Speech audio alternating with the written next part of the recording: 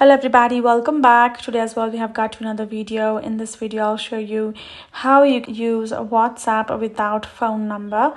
But before that, please do make sure to like our video, subscribe our channel, and yes, without any further delay, let's get started. So if you have been wondering how to use WhatsApp without a phone number or what you can do, is the thing is WhatsApp requires for you to add number for the verification purpose, to make a call and etc, right?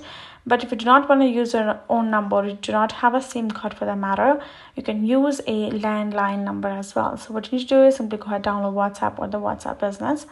Then you have to enter your landline phone number when you are setting up your account. You have to wait for the SMS verification to fail about 2 minutes. Then you have to select call me option. Then when the call comes to your landline number, simply pick it up and there will be a voice telling you the code. Note down the codes and add in the code on the app and you're good to go.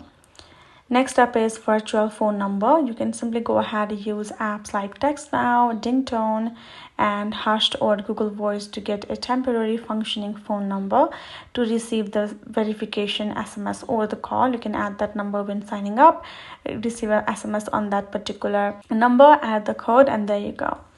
Those are the ways for you to simply go ahead use WhatsApp without actually using your own number.